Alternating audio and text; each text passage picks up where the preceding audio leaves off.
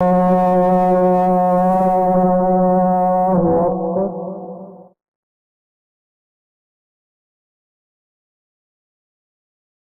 أن لا إله إلا الله.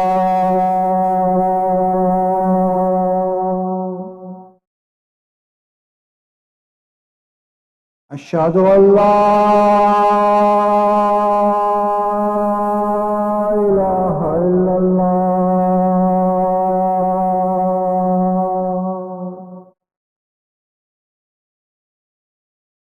أشهد أن محمدا رسول الله.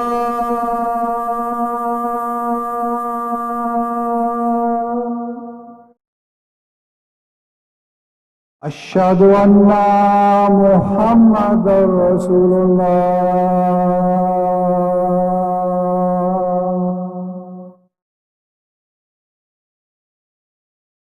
حي على الصلاة.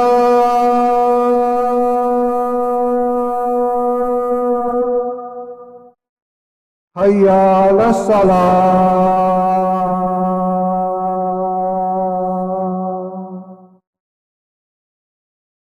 حي على الفلاح.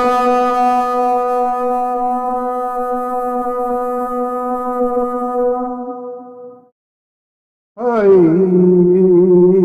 على الفلاح.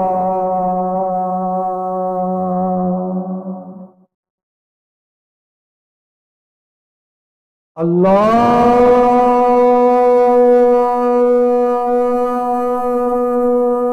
أكبر. الله أكبر.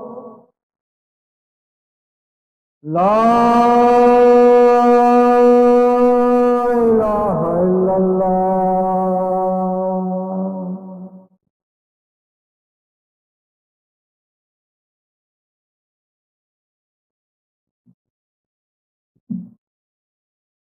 بسم الله الرحمن الرحيم.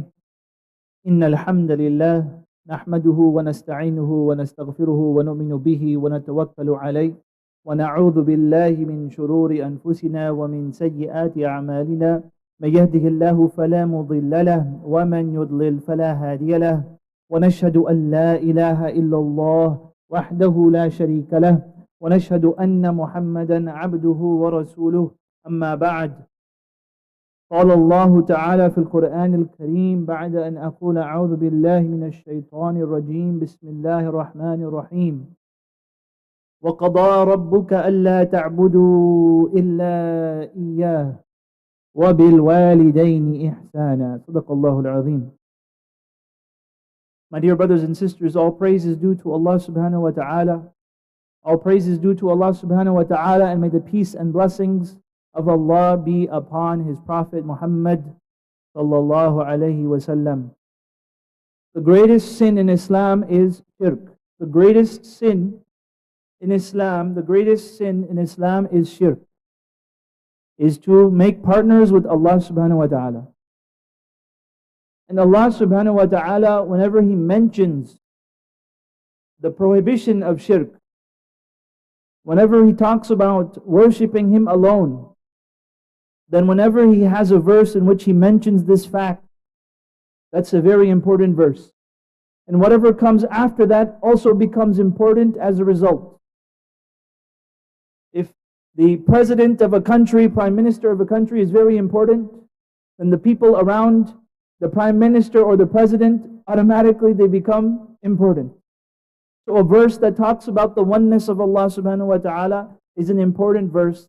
And everything around that verse also, therefore, is brought up with that verse. Allah subhanahu wa ta'ala, He says, وَقَضَى رَبُّكَ أَلَّا تَعْبُدُوا إِلَّا إِيَّاهُ.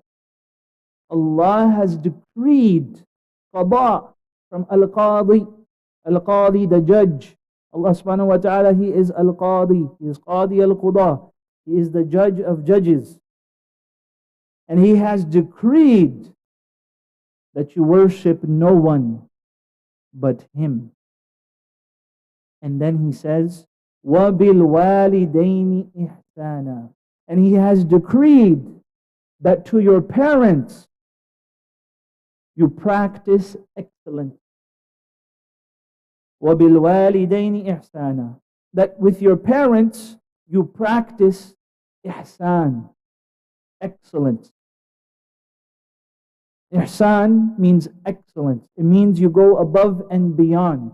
It means you do more than the bare minimum when it comes to your parents. And so in today's khutbah, I'd like to talk about parents and their children, and how that is in what our religion teaches us about being parents and about being children. So first, I will talk about our role as children first. Allah subhanahu wa ta'ala, He says in this verse that you must practice excellence with your parents. Allah subhanahu wa ta'ala tells us, وَاخْفِضْ لَهُمَا جَنَاحَ الذُّلِّ مِنَ الرَّحْمَةِ, and lower the wings of humility for your parents. So number one, practice excellence. Don't just do the bare minimum. Some people, they do the bare minimum for their parents. What is the minimum thing I can do in order to say that this is a parent-child relationship? But Allah's command in the Quran is to go above what the bare minimum is. Not the bare minimum, above the bare minimum. And He says, lower the wings of humility. Why does He say lower the wings of humility for your parents? Why does He say that? Be merciful towards your parents. Why do your parents need your mercy? I see people today, young people and old people, complaining that their parents could have done this better, or done that better, or done this better, or done that better. Complaining that if my parents only did X, Y, and Z, my life would finally be perfect. And to those people I ask, where does the responsibility of your parents end, and where does your responsibility begin? Where does the responsibility of your parents, can you just tell me, where does the responsibility of your parents end, and where does your individual responsibility for your own life begin? Have mercy towards your parents. They are not perfect human beings. They are not Superman and Superwoman. They are mom and they are dad. They are mother and they are father. وَخُلِقَ الْإِنسَانُ ضَعِيفًا. Everyone has weaknesses. No one is perfect. And everyone hears the same thing happen. We've all heard it. When you are a parent, you will understand. And you will. You only understand once you're a parent. There are some things you will only understand, no matter how deeply you think you understand, you will only understand once you are a parent. And so, when you don't have that understanding, if you're young enough to where you don't have your own children, then you must place your trust in Allah subhanahu wa ta'ala, that when Allah subhanahu wa ta'ala tells me to do more than the bare minimum, to practice ihsan with my parents, then I must do so. When Allah subhanahu wa ta'ala tells me to be humble towards my parents, not arrogant. What does it mean to be arrogant towards your parents? I always know more than you. I always know better than you. You can't tell me what to do. You don't know anything. Arrogance. Don't practice arrogance towards your parents. Practice humility towards your parents, and you will see the blessings of Allah subhanahu wa ta'ala in your life. And then He says, وَلَا تَقُلْ لَهُمَا أُفْ. Do not say uff to them. Do not say uff to them. And uff is the minimum thing that the Arabs who use this language, they would say uff. And you could translate it today as rolling your eyes. Rolling your eyes to your parents. Right? What is the bare minimum disrespect that you can do outwardly? Don't do even that. These are Quranic commands to be taken very seriously. How do we treat our parents?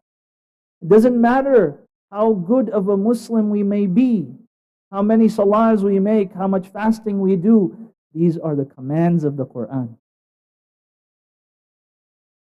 Those things matter, of course. But you cannot say, I do those things and I ignore these things. You must do all of them.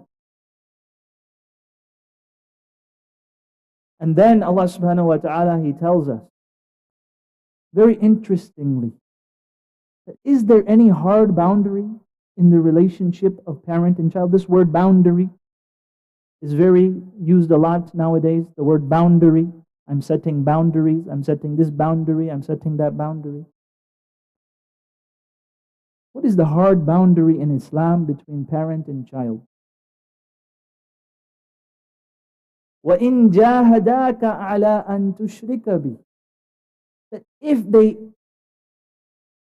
they fight against you, if they struggle against you to commit the greatest sin in Islam, which is shirk, which we were mentioned at the beginning of the passage.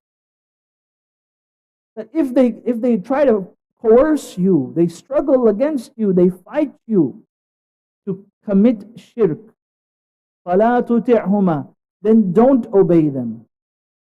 وَصَاحِبْهُمَا مَعْرُوفًا, yet still be a good companion to them.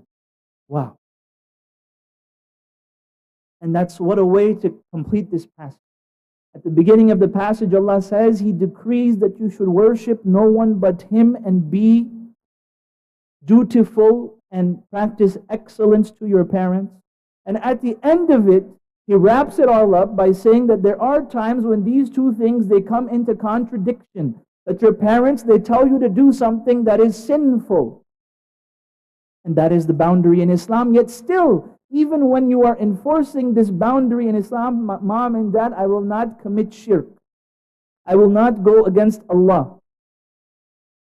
Still, even in such a case, صَاحِبْهُمَا مَعْرُوفًا, you must find a way to be a good companion to them. Sahaba, is the same word that comes from Sahaba, the companions of the Prophet, the people who lived in his time, the people who laughed with him and played with him and joked with him and went into battle with him and fought with him and starved with him and ate with him and celebrated with him. His companions. Sahibhuma, be a companion to them. Ma'rufan. Ma'ruf comes from arafa, which means to know. Ma'ruf in Arabic means the good things that everybody knows. The good things that everyone knows are called al-ma'ruf. You don't have to have a debate about these good things. They are well known. So, accompany your parents, be a good companion to them, and do the good things that are well known what the good things are. Use your common sense. Even though they are calling you to shirk. So any other sin is below shirk. Anything else which they call you to is below shirk. So if you're meant to be good to them in a case where they are calling you to shirk, that means your goodness to them should be continuous no matter what they are calling to you to, even if those things are against Islam. Don't do those things. But you must still find a way to be good to them, and that is the test from Allah subhanahu wa ta'ala. That is the test from Allah subhanahu wa ta'ala. And so we find that the children's role is to respect the parents, to practice excellence to the parents, to not obey the parents in disobedience of Al-Khaliq, to not obey the parents in the disobedience of Allah subhanahu wa ta'ala. So if you're wondering, is there any limits, is there any boundaries to the parent-child relationship in Islam? Anything which goes against Allah subhanahu wa ta'ala, you cannot follow them in. It's as simple as that. They're asking you to do anything which is unlawful, which is disliked, which is prohibited, which is makruh, which is haram, which is discouraged. You don't have to do that thing. You don't have to do that thing.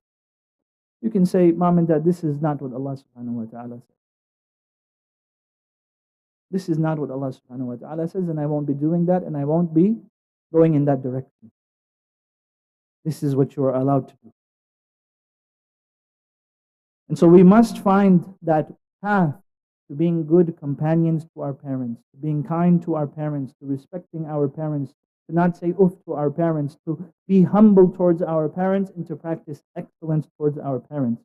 May Allah subhanahu wa ta'ala help us to be good children to our parents. and those whose parents have passed away, then you have a responsibility to the relatives of your parents. You have a responsibility towards the parents of others. So appreciate and recognize the parents of your spouse, the parents of your friends, the parents of your other family members, and you can honor and respect those parents. And you can be a good child even to those other parents, whether your parents are living or they have passed away. And the Prophet ﷺ, he told us that one of the ways in which your deeds will continue after you die, after you are down in the ground 6 feet under, what will continue with you is a righteous child that makes dua for you. So those of us whose parents have passed or whose grandparents have passed, let us be that righteous child that makes dua for them. Ya Allah, have mercy on them. Ya Allah subhanahu wa ta'ala, Ya Allah, grant them your shade on the day when there is no shade. Ya Allah, grant them the highest level of paradise. Ya Allah, reunite us with them. Ya Allah, reunite us with them in the ummah of the Prophet Muhammad sallallahu alaihi wasallam. Make dua for your parents that have passed away. Be good to the relatives and the family members of your parents. The Prophet sallallahu alaihi wasallam, to Khadija, his wife, when after she passed away, for years and years, every time there would be a celebration, he would send food and gifts to the family and the relatives of Khadija. That was his way of honoring her memory. So do you honor the memory of your parents if they have passed away? If your parents are not here, how do you honor their memory even if they are not here? And we ask Allah subhanahu wa ta'ala that He makes us the kinds of children that the Quran encourages us to be. Ameen ya Rabbil Alameen. أقول قولي هذا وأستغفر الله لي ولكم ولسائر المسلمين فاستغفروه إنه هو الغفور الرحيم.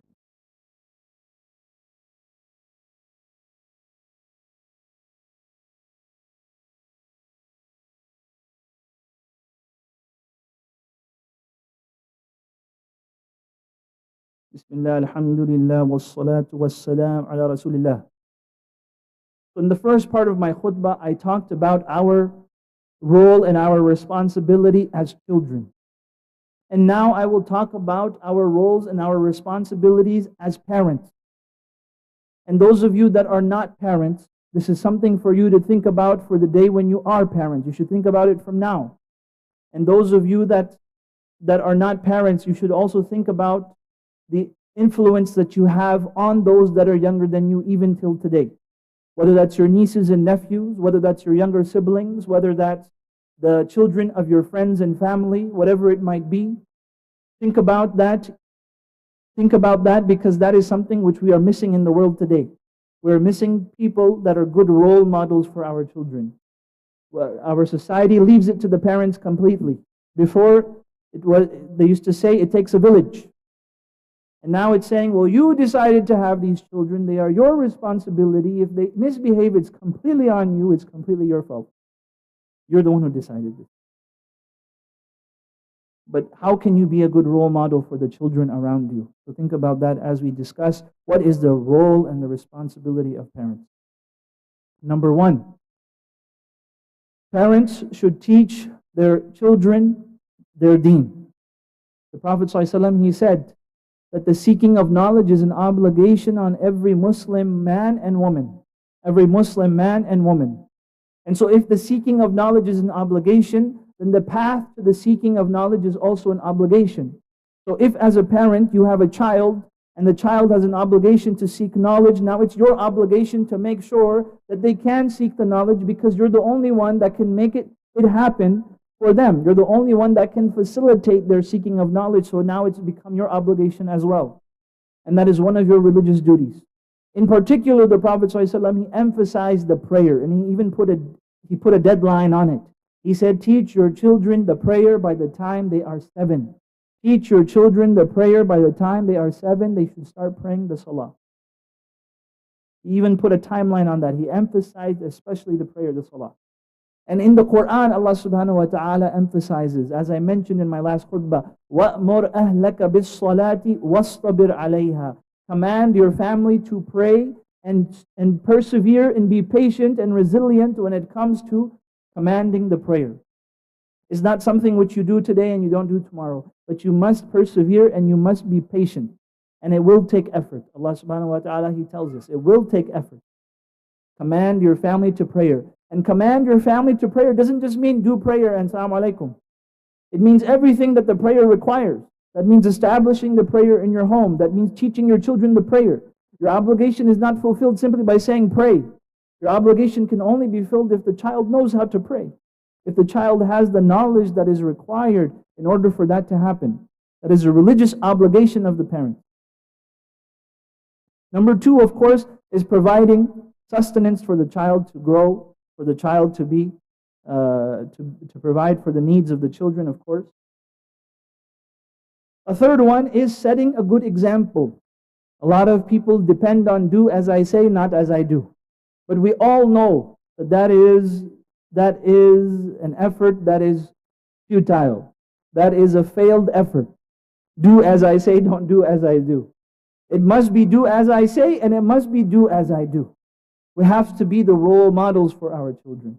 We have to be the role models for our children, and that is our responsibility to them. And many people I've seen, they have children and they change because they realize and they take this responsibility very seriously. Those of you that don't have children, you are still a role model for the children around you. You are still someone who others look up to. You still have a responsibility towards the children around you. And how can you enact that? How can you be a good role model for those children around you? And how can you think about that? Another responsibility of the parent is to be fair among their children, to not cause unnecessary division and jealousy among the children, to not give more attention to this child or more love and attention to this child over that one, or to constantly compare that this child is better than that one. Because this creates division amongst your family members. This creates division amongst your children. That as soon as you are gone, then the fights, they play out. The fights and the wars between the family members, they play out, subhanAllah. And you think it's a small thing, but actually it becomes a big thing. So you must treat your children equally. And this is something which the Prophet ﷺ, he says in a hadith, to treat our children fairly in Bukhari and Muslim. Another thing that is the responsibility of the parent is to make dua for the success of the child. Make dua for your children, because the dua of the parent, of the mother and the father, is a special dua to Allah subhanahu wa ta'ala. It is a sincere dua to Allah subhanahu wa ta'ala. And a dua that is sincere is the most accepted dua. And the relationship between parent and child, the love that the parent has towards the child, that sincere, genuine love, when a dua is made based upon that love, then it is accepted inshallah by Allah subhanahu wa ta'ala. So make dua for the success of your children. Don't think too lowly of them. Think highly of them. Don't have low expectations of them. Have high expectations, but think highly of them as well. Some people, they think lowly of their children and they have high expectations of the same child. They think lowly of the child, you can't do this and you can't do that and you will never do this and you'll never do that. But yet they have high expectations of the child. No, think highly of your child and have high expectations for your child. Another thing to understand, especially in this day and age, is when you teach your children that you should consider. A lot of times when we teach our children, we teach them, don't do this because I said so. Don't do this because Allah said so. Don't do this because the Prophet ﷺ said so. And that can work for a very short period of time. But it's a very superficial teaching. Superficial teaching. It's very surface level teaching. When you teach your children, you must do more than that. Why? Maybe, since the majority of us in this room are, I know not everyone, but majority here are immigrants or children of immigrants. And maybe you grew up in a Muslim country, surrounded by Muslims. So the kinds of questions your children have, you never had. You never asked, why do we pray? Because everyone around you prayed. It was just something that you do. But your children, everyone around them doesn't pray. So the natural question is, why do I have to pray? Everyone around them is drinking alcohol. The natural question will be, why do I not drink alcohol? Everyone around them is doing X, Y, and Z. Why can't I do X, Y, and Z? So simply saying, because I said so, because Allah said so, because the Prophet ﷺ said so, is a short-term fix. It must go deeper than that. And you must either educate yourself or take your children to the place where they can be educated about the reasons for these things. And the basic answer is that whatever Allah subhanahu wa ta'ala commands us, He commands us with wisdom. He is Al-Hakim. He is the most wise. Whatever Allah subhanahu wa ta'ala tells us is actually good for us. And so He prohibits alcohol because alcohol is harmful to us. The things that He prohibits are actually harmful to us. The things which He encourages are things which are actually good for us. He tells us to make the salah because the salah is actually good for us. He doesn't tell us to do the salah just so that He won't punish us. That's very weak logic, actually. He tells us to do the salah because it fills a need that the human being has. Just like the human being has a need for food and water and oxygen, the human being has a need for connection to their Creator, to Allah subhanahu wa ta'ala. And that need is fulfilled through the salah. And this is just an example. So you must go on a deeper dive with your children when it comes to educating them. We must all commit ourselves to that. Another thing that is the parent's responsibility, especially in this day and age, is being careful who your children are friends with. Being careful who your children are friends with. We live in the most secular city in the whole country. The least religious city, mashallah, you have chosen to live in the least religious city in the whole country. You had all these options and this is the one you chose. It's qadarullah. Maybe you didn't know. Maybe now it's too late. So you must understand that by default, if you just leave them to it, your children will find friends that are not religious and secular, and most likely anti-religion, actually. And so automatically they will be in a hole. They will be in a hole, their influence will be from their friends. After the age of 6 or 7 or 8, the primary influence is the friend's influence, and it only grows from there. Past the age of 7 or 8. The first time that the average American child is exposed to pornography is the age of 8 years old. The average age. And the parents do not have control over this because it comes from all kinds of sources. It comes from just living in society. Unless you keep the child locked away at home. There's no other way. And I'm not encouraging that. So it's important for us to understand where we live and to have strong boundaries around the friends of our children, because the Prophet ﷺ, he said, Al-mar'u ala dini khalilihi, that the person is on the religion of their closest friends. You are the average of your 5 closest friends. That's a saying. But the Prophet ﷺ, he said, the person is on the religion of their khalil, their closest, intimate companion. So whoever your child's best friend is, that's who your child is. Whoever your child's best friend is, that's who your child is. Ask your child, who is your best friend? If he's not a Muslim, then that is who your child is. That is the test. And it's your responsibility to set those boundaries early. And not just boundaries, but put them in a position to where they can make the best friend. It's not just something that happens. It's something which you can control. It's something which, in the early days especially, you can control by making sure they come to the masjid a lot. They come to the masjid for Jumaa, we have youth Kuhtba.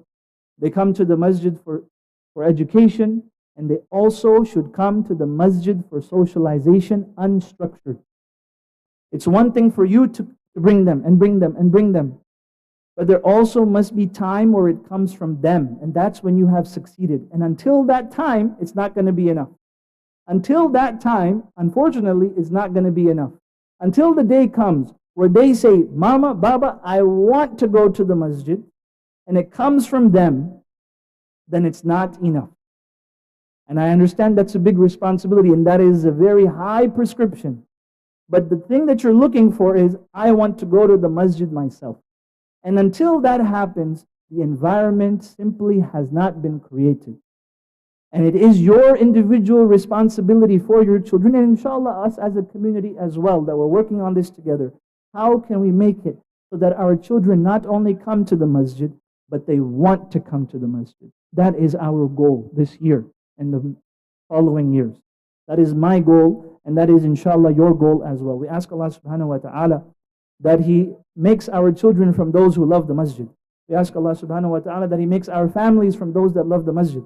We ask Allah subhanahu wa ta'ala that He makes us from those who establish the prayer in our homes and in our families. We ask Allah subhanahu wa ta'ala that He helps us to fulfill the rights of parents and children. We ask Allah subhanahu wa ta'ala that He helps those children that are being killed in Gaza. May Allah subhanahu wa ta'ala alleviate their suffering. May Allah subhanahu wa ta'ala reunite them with their parents. May Allah subhanahu wa ta'ala help them. May Allah subhanahu wa ta'ala have mercy on them. May Allah subhanahu wa ta'ala grant them martyrdom. May Allah subhanahu wa ta'ala grant them Jannatul Firdaus. May Allah subhanahu wa ta'ala help our brothers and sisters in Gaza and elsewhere around the world. We ask Allah subhanahu wa ta'ala that He accepts our good deeds and forgives our shortcomings.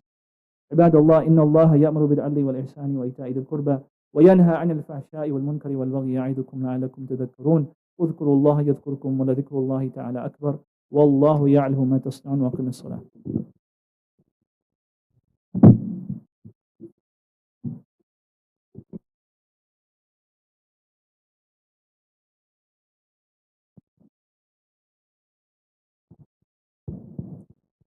الله أكبر الله أكبر أشهد أن لا إله إلا الله أشهد أن محمد رسول الله حي على الصلاة حي على الفلاح قد قامت الصلاة قد قامت الصلاة الله أكبر لا إله إلا الله. لا إله إلا الله. استوى اعتدل استقيم straighten the road from the gaps.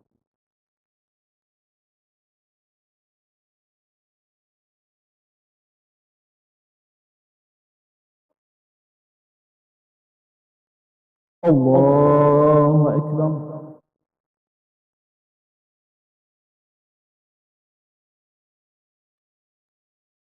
الحمد لله رب العالمين الرحمن الرحيم مالك يوم الدين إياك نعبد وإياك نستعين اهدنا الصراط المستقيم صراط الذين أنعمت عليهم غير المغضوب عليهم ولا الضالين.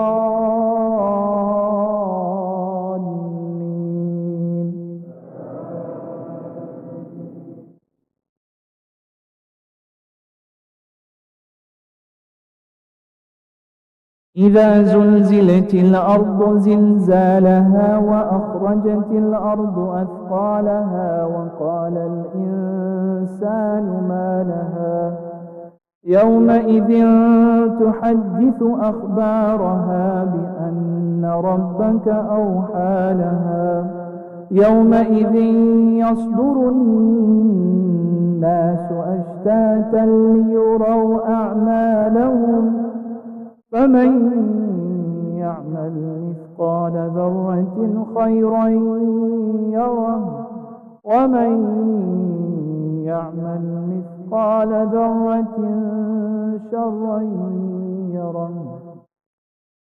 الله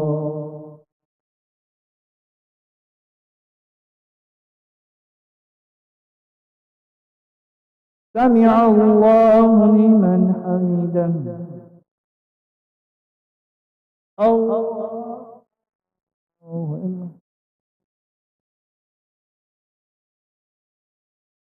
الله الله أكبر.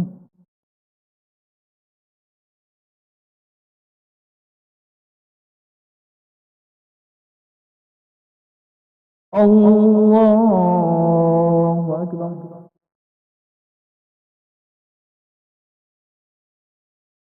الحمد لله رب العالمين الرحمن الرحيم مالك يوم الدين إياك نعبد وإياك نستعين اهدنا الصراط المستقيم صراط الذين أنعمت عليهم غير المغضوب عليهم ولا الضالين.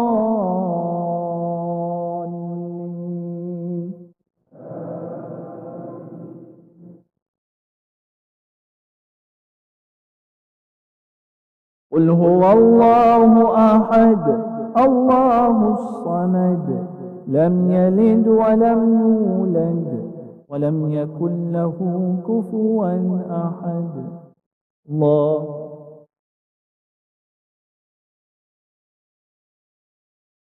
سمع الله لمن حمده. الله أكبر.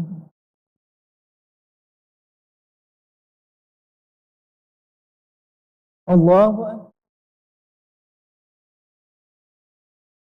الله أكبر.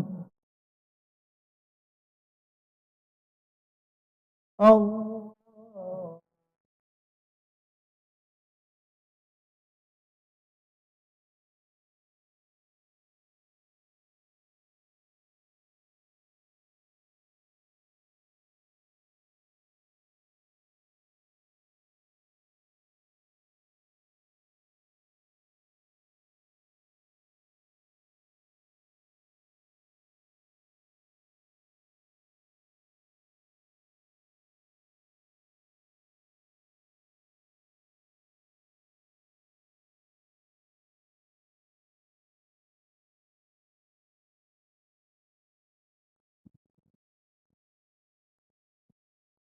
السلام عليكم ورحمة الله. السلام عليكم ورحمة الله. بسم الله الرحمن الرحيم. Alhamdulillah wassalatu wassalamu ala rasulillah. We have a few upcoming events.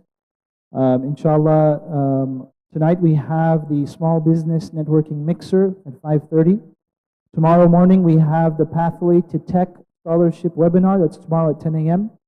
On Sunday we have a caregiver support group for the Muhsin parents, the families that have children with disabilities. So there will be a caregiver support group online on Sunday morning.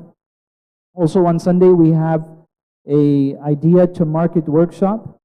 On Saturday, June 1st, we have a Muhsin social.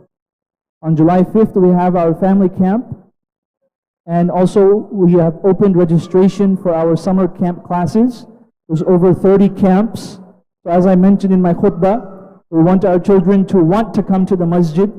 And the summer camps can be a great way for us to do that. There's art classes, robotics classes, all kinds of things. And you can even volunteer. If you go on the website and you message the admin, you can even, your children, if they're older, they can even volunteer to help out, inshallah, as long as they're committed. So please see how you can get involved and see how we can make it so that our children love coming to the masjid. Jazakumullah khair. Assalamu alaikum wa rahmatullahi wa barakatuh.